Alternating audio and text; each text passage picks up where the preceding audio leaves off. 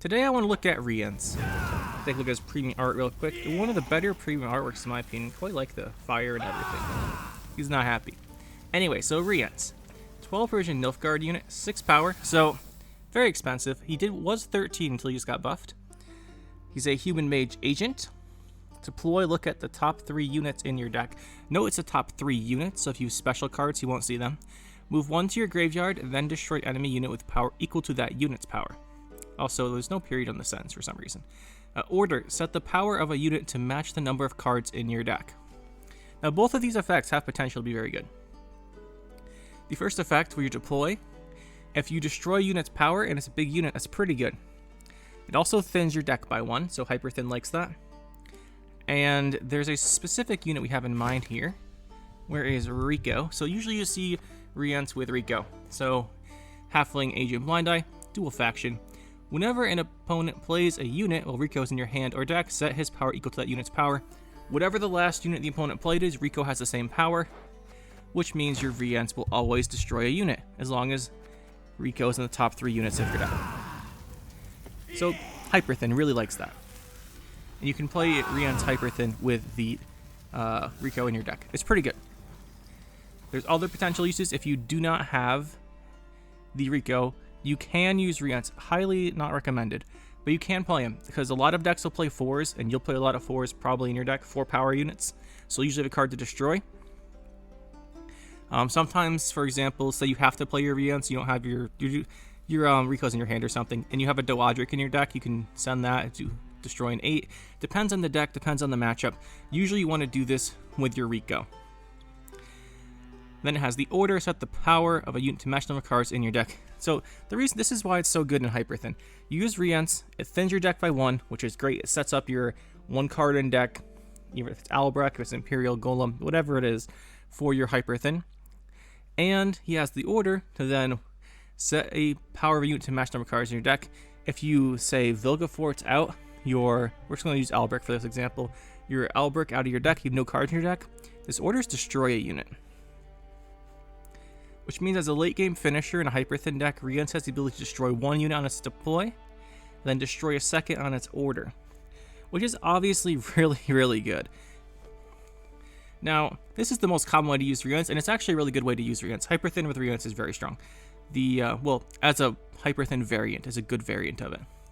One other thing to mention is that Rience, in my opinion, I haven't seen anyone else do this, so this might just be me. But if you look at Nilfgaard, prior to the rework to Tibor, and even still kind of now, if you're playing Horcrux, so where is he? There he is. So if you're playing Horcrux, there's 2 reasons you'd do this. So 1, Horcrux has the benefit of thinning your deck, and it thins the opponent's deck. The benefit of thinning your deck is either to run Hyperthin, which is where I like to use it, and the benefit of thinning the opponent's deck is to do mill. So there's 2 uses that Nilfgaard does like in here. Now, the thing with Horcrux is it summons the highest version unit from your deck to the melee row. Prior to the rework to Tibor, nothing you wanted to summon out of your deck had good value on the field other than Rience, right? And Damien to an extent. Because you can use their orders for good potential. As most Nilfgaard high version cards, like deploy effect, deploy effect, deploy effect, deploy effect, deploy effect. Like you didn't want to pull these out of your deck if you're one to run Horcrux. But with Rience and Damien to a lesser extent, you can pull them out pretty effectively. Why is that good? We're kind of excluding Tibor here. Tibor is special. If you're running mill, you can run Tibor with your Horcrux and pull Horcrux thins 1, and then you pull Tibor, mills the opponent 2 total because the Horcrux pulls out one of their cards, and then you have the Tibor doing that same thing, making them draw.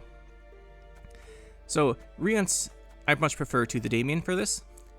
And the reason for that is if you do pull him out with Horcrux early in the game, and if you do play him early in the game, for example, not just like late round 3, his order potentially is really good still. It won't destroy a unit, but if you have, say, 14 cards in your deck, well, you probably had a Roach come out too. Say you have 13 cards in your deck, and you use Rience's order on that Roach.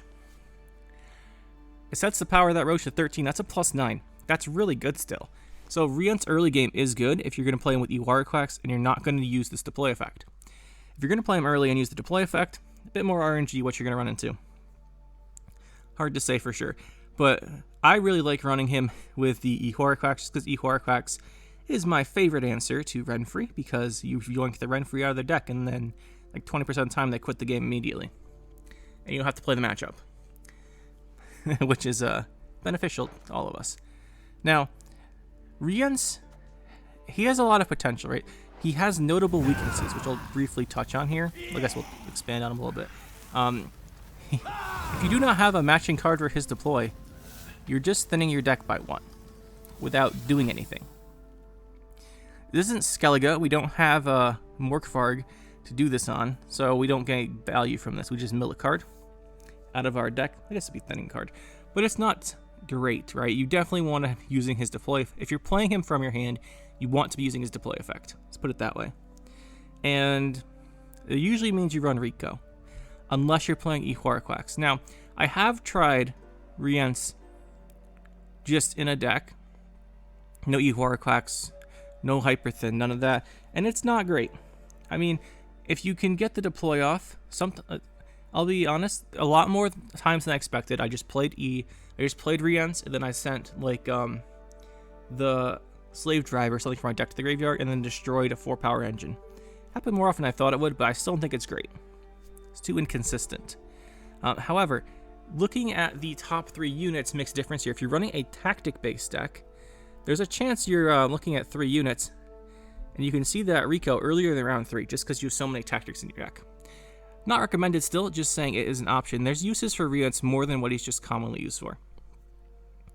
Other weaknesses is the order is in order, so it has to wait a turn to go off.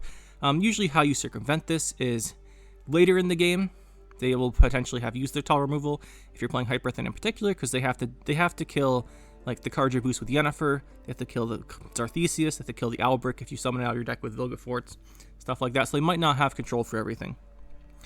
The easier way, and which is why I quite like running E-Horcrux here, is you just pull it out with E-Horcrux round 1, and then put Crystal Skull on it and make the opponent Heatwave it. Because they're not killing it unless they're Nilfgaard without Heatwaving it in that case. They're just not answering it, which is quite strong actually. So Rience has several uses, and I think people have kind of come around to realizing he's pretty good. But I still only see him played in Hyperthin. Which is here I run him in Hyperthin too, but E-Horcrux Hyperthin. Which I don't want to talk about that deck right here, because it's a really fun deck. I made a video on it lately. But yeah, he has a lot of uses. And I think he's a really cool card. I still think there's maybe room to experiment with him more in the deploy effect here. Because looking at the top 3 units, you can set that up. You can move Rico. Now the Owlbrick's really common. You can just move with Blightmaker your Rico and then just play him early in the game and then use him for a boost. I've tried it out once or twice. Haven't gotten... I'm not totally against it. It seems pretty good. But it's obviously not quite strong enough to be like the ideal use case, but it's not bad. So I think there's a lot of uses for Rience. I think people are, now that they're finally realizing he's good in Hyperthin, something that we pointed out a long time ago, I think that, yeah, he's actually pretty good. The issue is with him, obviously, he's got his issues. That deploy effect you want to have set up for, and the order you want to protect him. But these are things that can be mitigated with deck building, or you can put a Crystal Skull on him if you're playing right away. But later in the game, the order might get locked. But overall, though, I think Rience is really cool. I really like this guy, and I'm glad to see him getting more use now.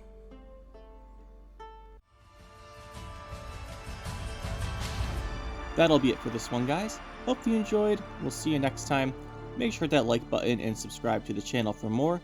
And you can check out some more videos over here. And thanks for watching.